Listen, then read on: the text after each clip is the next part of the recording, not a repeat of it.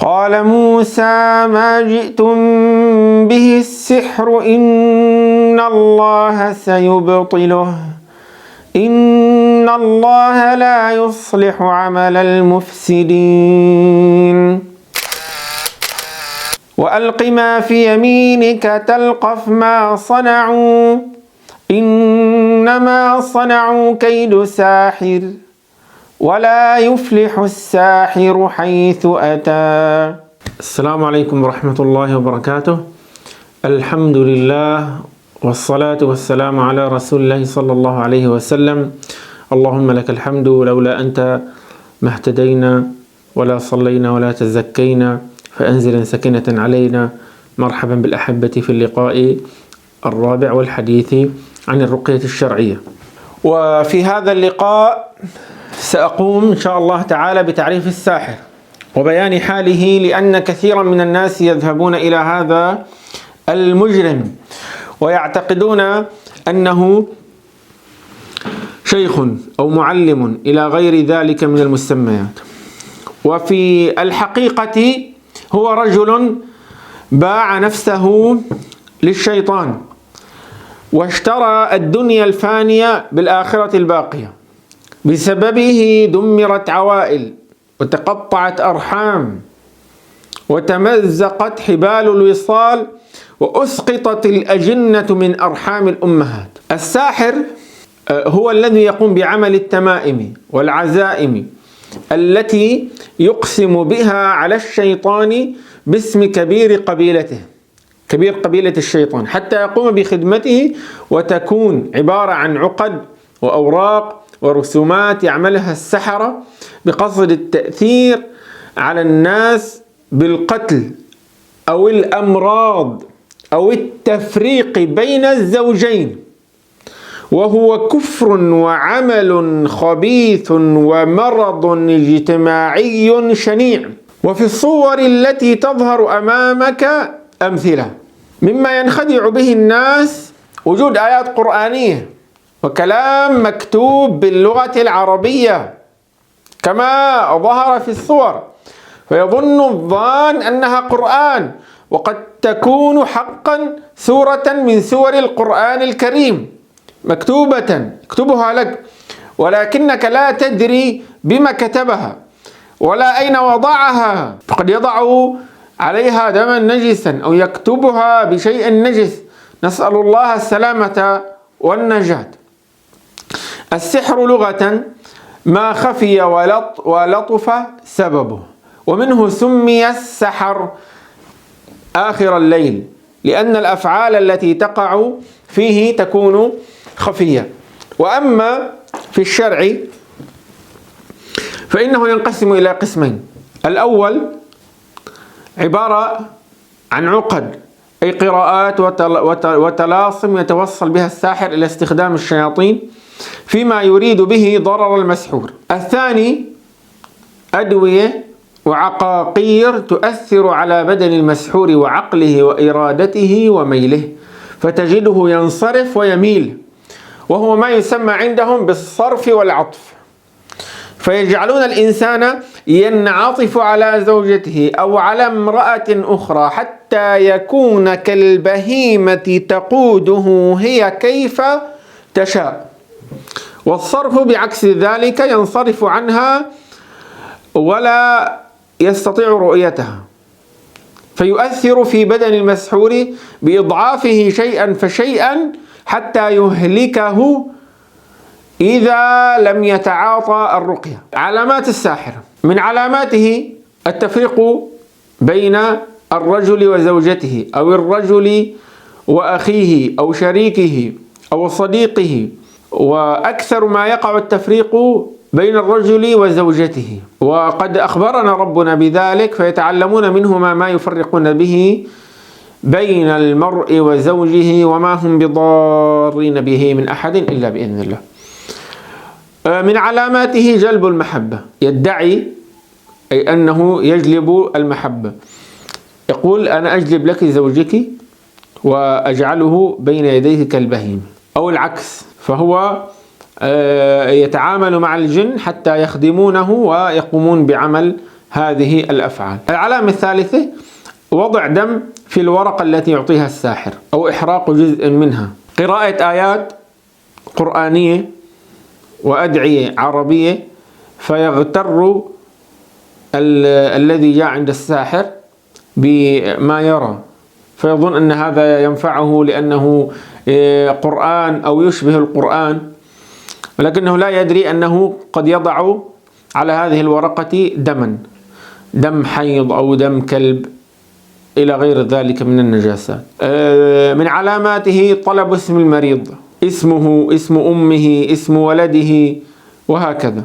من علاماته أيضا ادعاؤه معرفة أحوال المريض قبل أن يخبره المريض بذلك. تجده أنه يقول لك أنت في بيتك يوجد ستارة ولونها كذا، عندك تلفاز في الغرفة حجمه كذا، يخبرك بهذه الأشياء. وحقيقة هذا الأمر أن الجن هم الذين يخبرون الساحر بهذه الأمور، وقد يخبرك بمعلومات شخصية حصل عليها من خلال القرين، كما قال النبي صلى الله عليه وسلم في صحيح الإمام مسلم من حديث عائشة رضي الله عنها أم المؤمنين: ما منكم من أحد إلا ومعه قرين. فهذا يعني الساحر يحصل على هذه المعلومات من هذا القرين، لأن غالب من يقع في السحر يعني إلا من رحم الله تجده لا يذكر الله عز وجل، لا يحصن نفسه ويقع في المحرمات، فيكون من السهل على الساحر أن يتواصل مع هذا القرين ويأخذ هذه المعلومات فيكون لقمة سائغة. من علاماته أيضا أنه يعطي الأشياء الخبيثة ليتم العلاج بها، ذات الرائحة النتنة، كل شيء خبيث يعطيك إياه، فهذا من علامات الساحر. ومنها أيضا أنهم عندهم شيء اسمه طريقة قياس الأثر، يريد أن يقيس لك طولك أو شيء من هذا القبيل. يطلبون مطالب شركية، أن يقوم هذا الزائر الذي جاء عند الساحر يطلب منه ذبح نعجة سوداء أو خروف أبيض أو يذبح ديك، يتقرب بهذه الأمور إلى الشيطان، نسأل الله العافية. وأيضا يطلبون من المرضى أن يقومون، أو من الناس الذين يأتون عندهم، بالنذر للجن. وقد يقوم الساحر أيضا بسحر المرأة التي تأتي إليه ويسيطر على عقلها إذا كانت يعني ضعيفة الإيمان قليلة الذكر.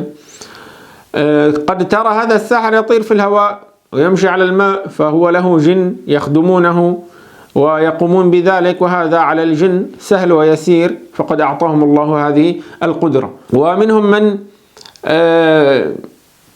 يدعي معرفة الغيب، وهذا كذب، فلا يعلم الغيب إلا الله. وهناك أيضا منهم من يستخدم طريقة اسمها المندل، فنجان صغير يضعون فيه قليل من الماء ويضيف فيه شيء من الزيت، وينادي على ولد أو بنت دون سن البلوغ ويطلب منه التحديق في نقطة الزيت إلى غير ذلك من الأمور التي سبحان الله واضحة أنها من علامات هذا الخبيث، أمور يخدع الناس ويجذبوهم ويأخذوا أموالهم. وأيضا يقول لك أنا أشفيك في لمسة واحدة، وهذا يعني قد يحصل للأسف من بعض من ينتمي إلى الرقية، يقول لك العلاج عندي في يوم واحد، في يومين،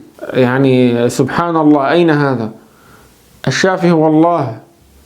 وبعض السحر طبعا يقول لك أن في الجن في بيتك جنيا، وحتى يسبب لك الخوف وتلجأ إليه وتطرد هذا الجن من البيت، يريدون المال.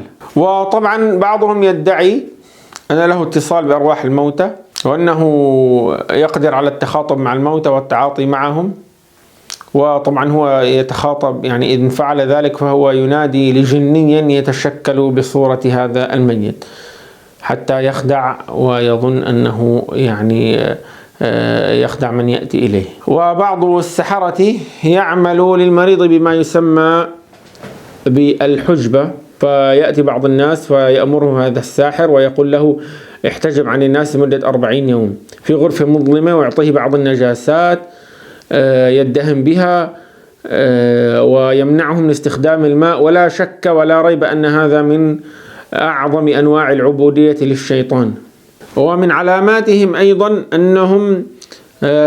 أن بعضهم يدعي أنه يعرف اسم الله الأعظم، وأن الجن يطيعونه بسبب ذلك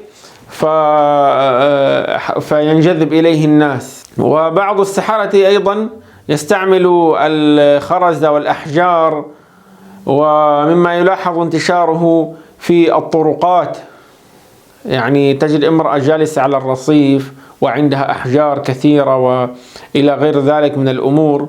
ومن العلامات الهامة أيضا أنهم يقومون بكتابة الآيات القرآنية بطريقة عكسية، يعني مثلا يكتب لك والقلم وما يسطرون، يكتبها من عند النون وبعدها الواو وبعدها الراء وبعدها الطاء وهكذا.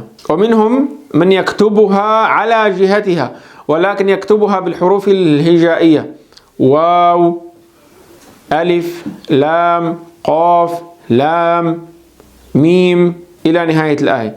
وهذه الكتابة هي من مطالب الجن يقوم بها الساحر لينال خدمة الجن. نعم.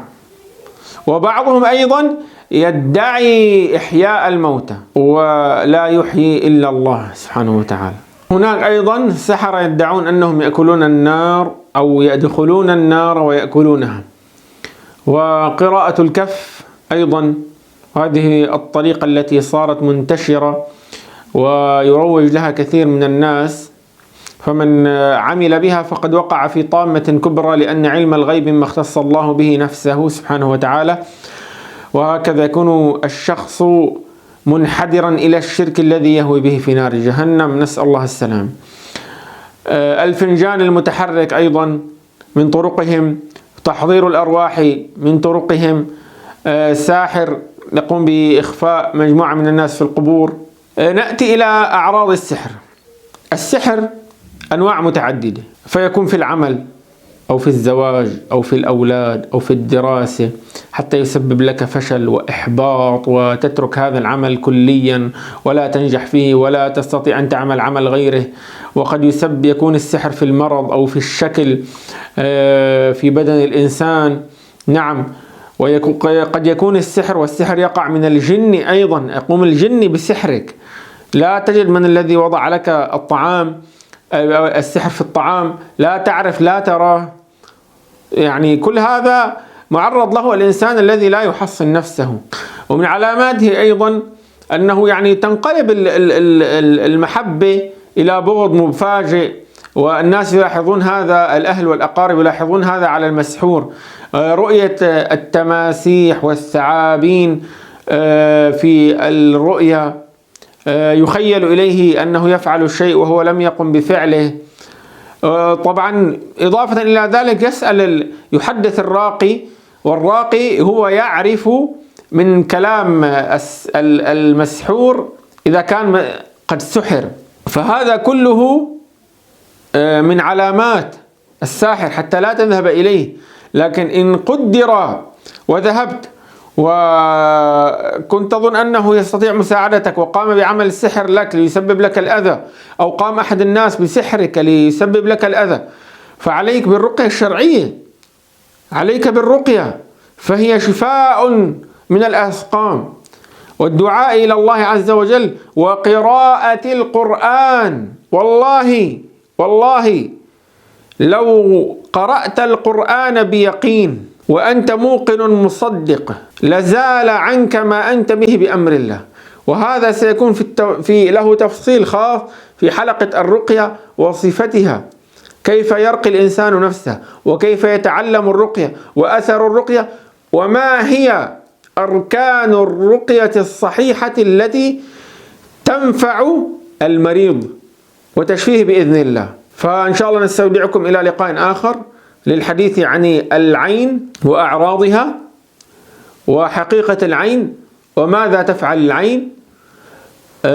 من كان لديه سؤال يتركه في التعليقات. بارك الله بكم، نستودعكم الله. السلام عليكم ورحمة الله وبركاته.